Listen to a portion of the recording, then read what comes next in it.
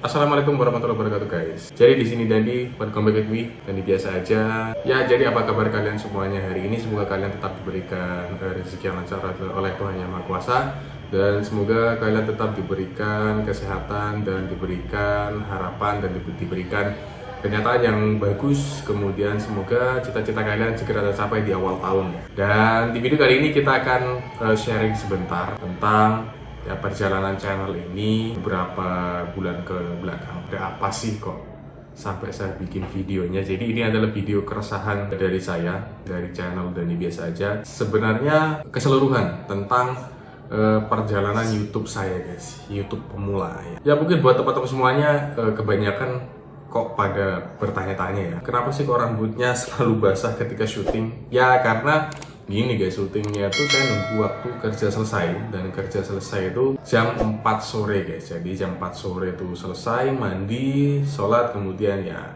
kalau ada video kita syuting, kalau nggak ada kita lanjut editing dan juga upload video. Seperti sekarang, ini sekarang saya lagi nungguin upload video di channel Dandi Biasa Aja. Kemungkinan kalau video ini tayang, pasti video yang sudah saya upload ini tayang. Judulnya Nyenengin Istri, ini dia videonya.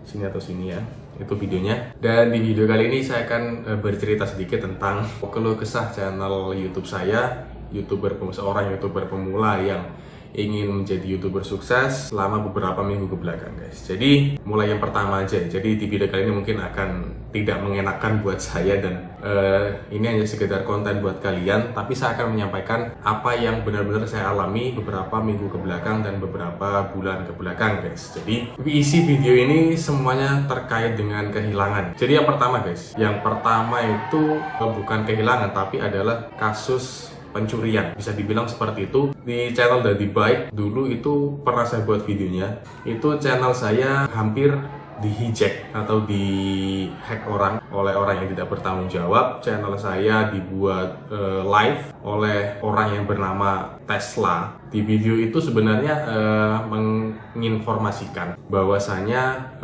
Elon Musk itu membeli Twitter, dan akun YouTube saya Dandi Baik itu di-hijack buat ajang live oleh orang yang tidak bertanggung jawab. Tapi ketika diklik videonya yang live itu nggak muncul apa-apa, tidak menampilkan sebuah informasi, tidak menampilkan sebuah audio dan visual, hanya cuma tuliskan live dan ada thumbnail, kemudian kalau diklik itu layarnya hitam, jadi kita nggak bisa lihat apa-apa. Jadi itu sempat bikin saya bingung guys. Waktu itu foto profilnya itu diganti, kemudian videonya itu dihapus semua. Kok jatuh?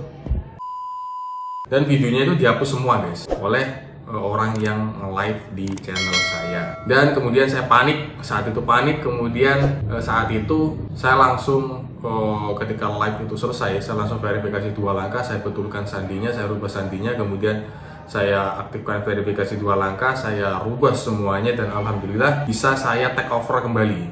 Dan kasus ini sebenarnya tidak cuma 1-2 kali di dunia YouTube, tapi beberapa kali guys. Yang saya tahu itu akun YouTube-nya Jagat Review, kemudian akun YouTube-nya Ria Ricis, kemudian akun YouTube-nya Jerome Pauline, dan yang terakhir yang paling baru itu kasus YouTube-nya Raditya Dika, yang sama kasusnya seperti saya guys, dibuat live oleh atas nama Tesla itu. Dan alhamdulillah semuanya yang saya sebutkan tadi, ke YouTuber yang saya sebutkan tadi, itu sudah bisa direbut kembali akunnya dan sudah bisa diselamatkan guys, sama seperti saya.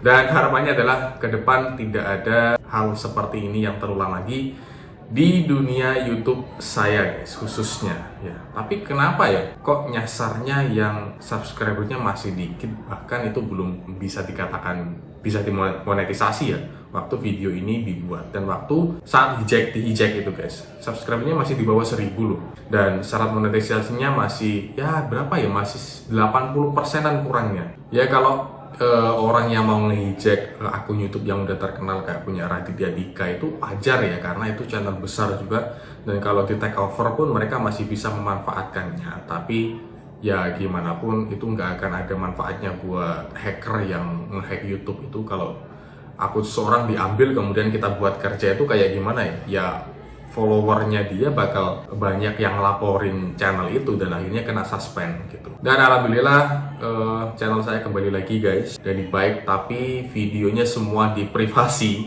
Dan akhirnya saya harus membuka privasi satu-satu videonya, yang kurang lebih ada 100 lebih video, maupun video reguler ataupun video short. Dan alhamdulillah saat itu saya bisa tidur nyenyak guys. Dan sempat nggak bisa tenang di 1-2 jam setelah akun itu dihack. Untung nggak sampai separah itu ya. Karena kalau Raditya Dika itu kalau nggak salah berhari-hari, bahkan 3-4 hari baru bisa di take over. Tapi kalau saya kemarin nggak ada hitungan, nggak lebih dari 3 jam itu udah bisa saya take over, karena saya cepat-cepat ganti sandi, kemudian aktifin verifikasi 2 langkah. Dan beberapa hari setelah itu, kalau nggak salah 2-3 hari setelah itu, saya menerima notifikasi dari Gmail bahwasanya ada yang ingin mengakses atau ingin masuk ke dalam YouTube saya dan akun Gmail saya. Untung saya tahu dan saya langsung berbenah, kalau mungkin saya belum aktifkan verifikasi 2 langkah, maybe ya akan jebol lagi akun saya dan YouTube saya. Dan saya harap semoga ke depan tidak terjadi lagi. Tapi ada loh kata Raditya Dika itu, bahkan di kasusnya Raditya Dika ya, bisa jebol 2 kali loh dalam kurun waktu kurang dari 1 minggu. Dan di channelnya kalau nggak salah Ria Ricis dan Jerome Pauline itu juga sempat jebol 2 kali kalau nggak salah ya. Ingatkan lagi kalau saya salah. Dan itu merupakan suatu musibah guys, sebagai seorang YouTuber besar seperti mereka. Apalagi bagi YouTuber pemula seperti saya yang ya ayolah, cuma YouTuber kentang ini mah, kontennya juga nggak menarik, tapi kalian wajib subscribe ya. Dan itu kejadiannya kalau nggak salah di bulan Oktober 2022 ya. Kemudian di bulan November 2022 ada peristiwa juga, yaitu harddisk yang nyimpan beberapa file penting YouTube itu rusak. Waktu itu saya pergi ke Jember guys, karena ada acara wisuda istri saya. Dan saya memang niat dari rumah dan jauh-jauh hari, dan sepakat dengan istri kita mau bikin video YouTube, kita mau ngevlog waktu di Jember guys. Dan ketika hari H kita sudah mulai ngevlog ya. Kita sudah mulai ngevlog dan udah banyak videonya guys. Di situ kalau nggak salah selama 2 hari saya sudah buat 6 episode, 4-6 episode kalau nggak salah ya. Itu saya pakai GoPro dan pakai iPhone kalau nggak salah ya. Pakai GoPro sih kebanyakan, 4-6 episode gitu. Kemudian saya kan berinisiatif ke sana, nggak mungkin dong pakai GoPro aja tanpa bawa penyimpanan yang lebih. Karena nanti ya pastinya memori 128 GB itu nggak cukup buat nampung semua video vlog kita di GoPro. Itu nggak mungkin guys. Ya jadi akhirnya saya punya ide, kenapa kalau nggak saya bawa laptop aja. Kalau bawa laptop kan nanti hasil video yang ada di GoPro nanti bisa disalin atau dipindah atau di-cut ke laptop. Kemudian otomatis penyimpanan memori card itu akan kosong lagi dan kita akan lebih banyak menampung video lagi. Oke lah, itu mungkin ide yang bagus. Dan sudah saya bawa guys ketika hari H itu. Kemudian berangkatlah, hari pertama itu bikin video, kemudian hari kedua bikin video. Di hari kedua pada malam hari itu saya nge-cut guys. Artinya pindah video yang ada di GoPro dan di iPhone itu pindah ke PC, ke laptop. Karena biar nggak terlalu banyak penyimpanannya dan biar bisa normal aja. Dan meminimalisir kalau terjadi hal-hal yang tidak diinginkan pada memory cardnya. Ya maybe harus kita format dengan tiba-tiba gitu kan. Saya nggak mau, jadi ketika malam hari di hari kedua waktu ke Jember itu saya langsung copy dan cut semuanya, pindahin semuanya. Dan alhamdulillah berhasil guys. Dan kemudian malamnya kita ngevlog lagi, jalan-jalan lagi. Dan besoknya saya ada rencana memang ini harus saya pindah lagi dong. Saya nggak mau ini nanti ada apa-apa. Paginya saya coba pindah ke laptop. Itu harddisknya nggak bisa dibuka guys. Bootingnya itu lama, kemudian masuk Windows-nya itu bahkan belum bisa. Dan saya sempat coba kurang lebih 5 kali sampai saya benar-benar putus asa. Dan akhirnya saya bawa ke tempat service center, bukan service center ya, tempat service laptop lah di area Jember situ, yang terdekat di daerah dekatnya UNED, Universitas Jember. Pada saat itu, karena saya penasaran guys, ini kenapa? Apakah harddisknya bermasalah? Apakah harddisknya rusak? Apakah harddisknya masih bisa dibetulkan atau tidak? Saya pengen tahu jawabannya guys. Dan ketika saya bawa ke sana, kemudian saya serahkan ke counter ya, bukan counter sih itu namanya, ke tempat servisnya. Karena paginya itu saya harus ngantar istri ya guys. Ketika saya nyerahkan laptop itu untuk diperiksa. Kemudian saya nganterin istri guys, nganterin istri ke tempat wisuda karena bertepatan juga dengan hari H wisuda istri saya. Jadi saya tinggalkan dulu laptopnya dan saya nanti tinggalkan nomor telepon yang bisa dihubungi dan masnya nanti akan ngabari ada masalah apa di laptop saya guys. Jadi udah kita pergi, kemudian saya dapat WA dan saya dapat kabar dari pihak servisnya. Saya suruh ke sana guys, saya suruh ke tempat servisnya untuk dijelaskan beberapa poin. Saya deg-degan dong karena ya semoga aja ini nggak ada masalah sama harddisknya karena data pentingnya banyak banget. Kabar buruk akhirnya saya terima dan kata mas-masnya ini harddisknya bermasalah, sudah nggak bisa diselamatin lagi. Solusinya kalau masih pengen dipakai laptopnya adalah ganti harddisk guys. Dan ketika saya langsung down guys, ketika saya langsung nggak pengen beraktivitas, saya rasanya pengen pulang aja gitu. Setelah acara wisuda maybe pulang, nggak mau senang-senang karena kita udah capek-capek bikin video, ada 6 episode belum diedit semua, nggak bisa diakses, hilang guys. Dan saya coba tanya ke servisnya, tempat servisnya itu, mas ini bisa nggak kalau kita betulkan harddisk? Katanya kemungkinan kecil bisa, kemungkinan kecil, tapi itu 1:1000 kalau nggak salah guys, kata orangnya. Bisa dibenerin bisa enggak ini mas, tergantung kerusakan apa yang dialami oleh harddisk ini, katanya seperti itu. Saya berpikir cepat di sana dan saya menemukan ide, mas kalau saya recovery data bisa enggak? Dan kata tukang servisnya itu recovery data sebenarnya bisa, tapi mahal banget guys. Per mega itu kena 100.000, gila enggak tuh? Per mega 100.000, sedangkan data YouTube saya di sana ada 200 giga lebih dari video renderan kemudian video yang belum saya edit itu guys. Dan ya kalau saya selamatin 200 giga lebih itu, kalau 1 meganya 100.000, berapa totalnya guys semua itu. Dan akhirnya saya merelakan videonya, kemudian oke mas ganti aja dah. Ini udah memang, kalau memang takdirnya sepertinya, berarti saya harus menerimanya dengan lapang dada. Dan akhirnya oke, kembali ke penginapan itu. Kembali ke penginapan itu dengan hati yang sangat berduka ya. Karena musibah kembali lagi terjadi. Saya waktu itu malas banget guys, malas beraktivitas. Dan kemudian oke lah, mungkin belum rezekinya guys. Ya mungkin kalian sudah bisa merasakan ya, berdasarkan apa yang saya ceritakan. Mungkin kalian juga mendapatkan pernah kehilangan file, pernah kehilangan foto, pernah kehilangan kontak di handphone kalian, pernah kehilangan data-data penting yang sangat kalian butuhkan. Itu gimana rasanya, pasti kalian sudah pernah merasakannya, bahwa rasanya itu nggak enak banget guys. Kayak ada yang ganjel gitu di otak, pikiran, dan jiwa. Dan itu sudah saya rasakan 2 kali guys. Aduh, gini amat ya YouTuber pemula itu ya. Banyak banget cobaan. Kemudian tidak sampai di sana guys, itu di bulan November. Kemudian kehilangan lagi terjadi di bulan Desember guys. Ini lebih parah, lebih menyakitkan lagi daripada saya kehilangan video, kehilangan harddisk, kehilangan akses ke harddisk, dan juga hampir kena hijack. Itu ini lebih sakit lagi guys rasa kehilangannya, yaitu saya kehilangan iPhone 13 saya. Ya, kalian nggak salah dengar, iPhone 13 yang saya gunakan daily driver kurang lebih baru selama 5 bulan hilang guys. Nyesek lagi nggak tuh? Menderita nggak tuh? iPhone 13 yang sudah saya buat ngonten selama 6 bulan hilang guys. Astagfirullah. Jadi kronologinya seperti ini kehilangan iPhone 13 saya. Pada tanggal 10 Desember 2022 kemarin, kalau nggak salah 10 Desember ya, itu saya dan istri dan saudara istri juga kakak ipar itu datang ke acara Hari Jadi Banyuwangi di lapangan Blambangan yang ada di pusat kota Banyuwangi. Ketika asik berada di tengah kerumunan itu, ya namanya aja dengerin konser kan, ada di konser itu kita berada di kerumunan dan banyak orang di sana waktu itu.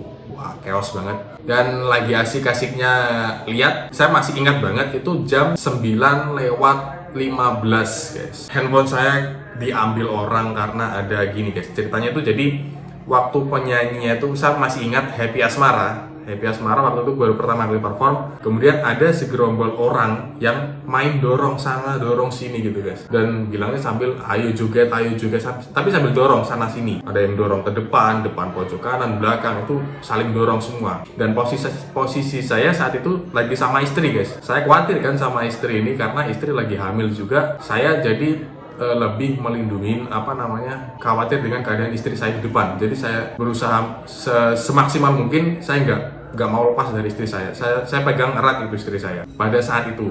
Tapi karena saya terlalu fokus dengan istri saya, sehingga saya juga kena dorong sana sini, dan tanpa sadari kemudian ketika saya mau beralih posisi ke tempat yang lebih sepi, alhamdulillah udah bisa pergi dari keramaian yang agak chaos itu ke tempat yang lebih sepi di belakang sedikit kok, beberapa kurang lebih 3 meter dari tempat kios tadi. Kemudian ketika saya angkat tasnya enteng guys. Ya tasnya itu enteng. Padahal tasnya itu udah ketutup, ke zipper itu ketutup atau keselerek dan bisa keambil loh. Anjir, padahal tas itu posisinya ada di depan guys, di depan, dan saya sambil pegang istri saya di depan guys. Dan itu masih bisa keambil. Kalau kata orang itu kecopetan lah ya. Dan nggak cuma saya di sana guys. Jadi pada saat itu ada 28 kasus lebih yang sudah lapor ke Polsek Banyuwangi Kota, dan sudah ada 40 handphone lebih yang hilang dari 28 kasus lebih tadi. Dan itu sampai viral loh di media sosial di Banyuwangi 24 jam, itu banyak beritanya. Dan musibah lagi, saya langsung bingung saat itu. Kemudian ketika saya handphone saya hilang, saya langsung lari ke polsek terdekat. Kebetulan dekat banget, jalan kaki bisa ke polsek tersebut. Dan saya langsung panik, saya langsung lari ke sana. Saya langsung ajak istri dan saudara ipar ke polsek terdekat, di Polsek Banyuwangi Kota. Ternyata ketika saya di sana baru nyampe, itu ternyata sudah ada puluhan anak atau puluhan orang yang sudah lapor guys karena kehilangan. Ternyata saya bukan satu-satunya orang yang paling cepat ke sana. Ada yang lebih cepat lagi lapor ke sana, dan ceritanya itu kronologinya kurang lebih sama lah dengan yang saya alami guys. Kemudian saat itu saya panik, saya down, ini kenapa ya Allah, musibah apa lagi ini. Dan saat itu saya langsung berinisiatif buat laporan. Kemudian saya langsung pulang sama kakak ipar, itu pulang buat ambil dashbooknya guys, buat ambil dashbook di rumah, karena itu yang dibutuhkan ketika laporan ke polsek atau polres. Jadi saya langsung pulang sama kakak ipar. Jadi saya langsung pulang ambil dashbook, itu malam-malam banget, ngebut banget. Dan itu ya saya sambil berpikir kenapa kok ini bisa terjadi. Dan saya langsung, ya Allah gimana ini, semoga aja ketemu. Dan ketika saya ambil dashbooknya itu, karena saya kacau guys di jalan, itu bukan saya yang nyetir tapi itu kakak ipar yang nyetir.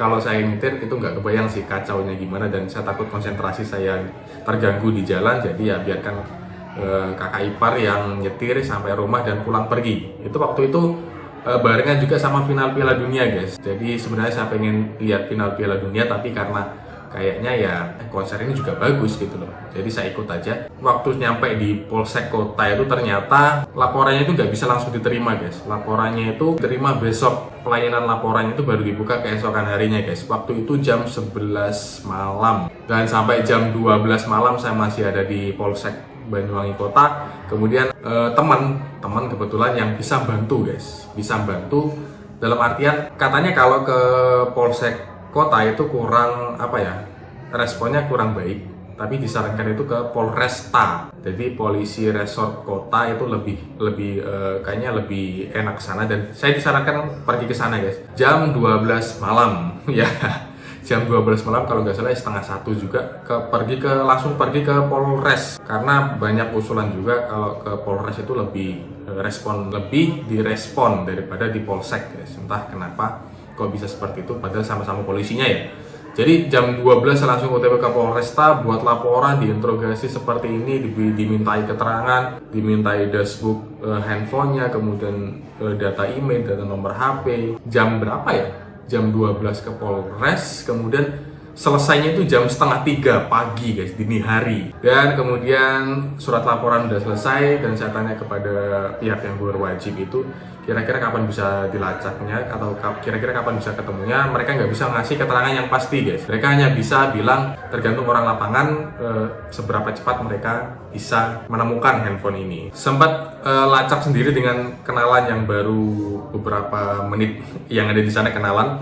Kebetulan dia juga teman saya sekolah, teman SMA sekolah. Dan sempat lacak pakai nomor handphone, sempat lacak pakai email belum, nomor telepon dan Gmail. Dan itu posisinya waktu itu ada guys, masih di Banyuwangi aja kelacak, masih deket di area waktu hilang. Tapi nggak bisa ke cover karena kesana harus bawa pihak yang berwajib dong. Kalau kita tiba-tiba kesana nyelonong aja, ya takut ada hal-hal yang tidak diinginkan, ya kan. Setelah saya coba itu baru saya ke Polres tadi ya. Kemudian surat laporannya udah selesai, kemudian jam 3 itu kita pulang guys. Jam 3 pulang ke rumah dengan perasaan kecewa kenapa semua ini bisa terjadi, sedikit kebingungan juga. Tapi jangan sampai merasa kufur ya dengan sebuah takdir yang terjadi itu, karena mungkin ya ini memang harus terjadi, itu ini memang sudah tertulis di takdir kita bahwasanya saya memang harus kehilangan handphone di tanggal 10 bulan 2022. Mungkin seperti itu ya hikmahnya. Dan saya pulang dengan perasaan kecewa, dengan perasaan marah, dengan perasaan bingung kenapa kok bisa terjadi guys. Dan saya masih ingat waktu itu nyampe rumah jam 4 kurang 15 dan itu sudah masuk waktu subuh, dan itu sudah qiraah sudah bunyi, tahrim sudah bunyi, dan saya waktu itu sempat sedih guys, dan selesai sholat itu saya sempat nangis karena ya you know lah, kalian pasti merasakan kehilangan barang yang sudah lama kalian impi-impikan, baru sebentar itu sudah diambil lagi. Kalian pasti sudah merasakan seperti apa yang saya rasakan. Saya pengen iPhone ini sudah lama banget guys, dari zaman kuliah semester 1 saya pengen iPhone karena memang keren. Itu udah berapa tahun ya, 2017 sampai 2022 itu 17, 18, 19, 20, 21, 22, sudah 6 tahun dari pertama kali saya pengen iPhone. Dan ketika saya udah punya iPhone nggak lama dan iPhone-nya udah hilang guys. Jadi mungkin kalian sudah merasakan juga seperti apa yang saya rasakan. Mungkin kalian punya barang yang sudah lama kalian inginkan dan kalian sudah memilikinya tapi hanya sementara dan kemudian hilang. Itu rasanya nyesek banget guys, sumpah. Perasaan kehilangan, takut, menyesal itu terbawa sampai kurang lebih 3 hari guys setelah saya kehilangan handphone pada tanggal 10 itu. Dan jadi kehilangan data kembali lagi terjadi guys. Setelah saya kehilangan data YouTube yang belum saya edit, kurang lebih ada 4 episode hilang karena harddisknya rusak. Sekarang data iPhone plus iPhone-nya juga hilang guys. Di iPhone itu kurang lebih ada bentar, kalau di Jember itu ada kurang lebih 3-4 episode juga yang ada di iPhone yang belum saya upload. Dan video yang ada di rumah itu kurang lebih ada 3 episode. Jadi total ada 7 episode yang ada di iPhone, kemudian ada 4 episode yang ada di laptop. Jadi ada 11 episode guys, yang mungkin 11 episode itu kalau kita sebar luaskan full 1 bulan atau 2 bulan kita upload YouTube dan full konten. Tapi akhirnya hilang karena takdir berkata lain ya kan. Saya sempat berpikir gini guys, waktu sebelum saya kehilangan HP itu ternyata jasa recovery harddisk itu ada di Surabaya. Itu jadi nggak ngitung per MB 100.000, tapi ada jenjang tersendiri. Ada 0 sampai 100 GB itu berapa ratus ribu, kemudian 100 sampai 500 GB itu berapa nominalnya, kemudian 500 sampai 1000 GB itu berapa nominalnya, itu ada. Dan itu lebih rasional daripada per MB 100.000 guys. Kalau nggak salah dulu itu saya targetnya kan 200 sampai 500 MB, itu harganya kurang lebih 800 ribuan buat recovery data sebesar 500 MB 500 giga sorry 500 giga guys. Dan akhirnya oke lah, mungkin kalau pergi ke Surabaya bisa lah, nanti kalau datanya sudah terrecovery terus saya ambil, edit, upload, oke beres kan. Jadi saya bisa saya bisa edit juga video yang ada di HP iPhone saya kan. Jadi akhirnya videonya itu nyampe. Tapi karena plan ke Surabaya itu gagal-gagal terus ya, karena ada urusan pekerjaan dan momen yang tidak memungkinkan. Jadi akhirnya data-data YouTube semua videonya hilang semua guys, tanpa satu pun yang tersisa. Ya nasib YouTuber pemula ya. Baru mau recovery data ke Surabaya biar nanti bisa uploadnya barengan dan editnya barengan, malah data yang ada di iPhone ikut hilang juga guys. Jadi ya God please. Tapi saya masih belum bisa merelakan 100%, masih belum bisa ikhlas 100%. Bahkan ketika ini sudah H plus 30 hari setelah handphone saya hilang guys. Jadi ini 30 hari pasca handphone saya hilang. Sekarang tanggal berapa? Tanggal 12, 32 hari guys. Saya masih belum bisa mengikhlaskan iPhone saya karena itu iPhone kesayangan. Saya udah banting tenaga ya kan, kerja keras buat beli. Saya bisa nahan buat nggak beli apapun di Shopee selama itu, dan saya nggak beli nyeleneh supaya saya bisa beli iPhone itu. Tapi ya takdir pahit menemui saya harus ambil hikmahnya guys. Tapi Sementara sampai saat ini saya masih belum bisa ambil hikmahnya, kenapa saya bisa kehilangan iPhone, kenapa saya bisa kehilangan data, bagaimana saya hampir kehilangan akun YouTube saya. Mungkin takdirnya nggak sebagai YouTuber ya, tapi itu bukan sebuah alasan. Kalau menurut saya, beberapa kasus ke belakang ini, beberapa kasus yang sudah saya ceritakan ini tidak bisa saya simpulkan saya harus berhenti dari YouTube. Nggak, karena ini udah bagian dari kehidupan guys.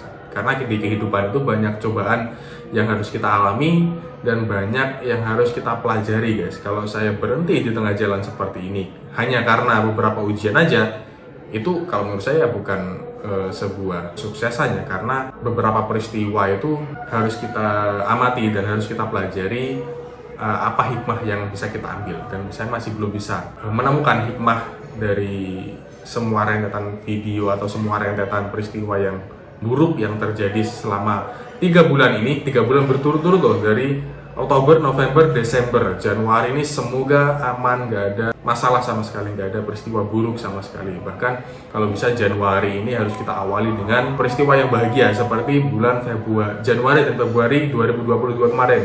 Itu adalah tombak dari peristiwa-peristiwa bahagia saya guys di tahun 2022. Jadi sampai sekarang saya masih belum dapat kabar tentang iPhone saya, dan saya masih menunggu laporan dari menunggu kabar dari kepolisian. Dan buat teman-teman mungkin yang tahu ya, itu gimana sistemnya kalau kita lapor ke polisi itu, apakah kita harus terus menanyakan kabar atau mungkin ada biaya tambahan, saya juga nggak tahu. Maybe saja, tapi ya boleh aja diceritakan apapun itu, setransparan apapun itu kasus dari teman-teman itu seperti apa ya. Saya juga pengen tahu, barangkali saya bisa meniru dan ternyata berhasil gitu guys. Dan nggak nyampe di situ guys, ternyata bulan Januari ini tadi, beberapa hari yang lalu saya syuting motovlog episode 42 dan 43. Videonya udah tayang di channel Daddy Bike. Itu ketika saya syuting, kehilangan kembali terjadi guys. Ketika saya akan syuting kemudian berhenti karena saya membersihkan windshield yang ada kotoran burungnya. Berhenti bersihin windshield, kemudian tiba-tiba SD card itu minta diformat guys. Dan saya di situ udah bikin satu episode motovlog loh, dan di bike itu udah jadi di sana dan tinggal nerusin aja, tapi SD card tiba-tiba minta diformat guys. Kalau nggak diformat itu nggak bisa. Saya panik dan saya langsung format guys demi keselamatan bersama.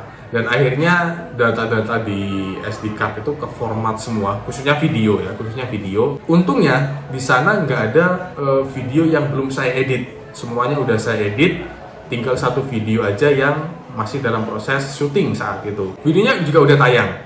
Jadi setelah saya format SD card-nya itu, saya syuting lagi 2 episode, dan itu alhamdulillah berhasil guys.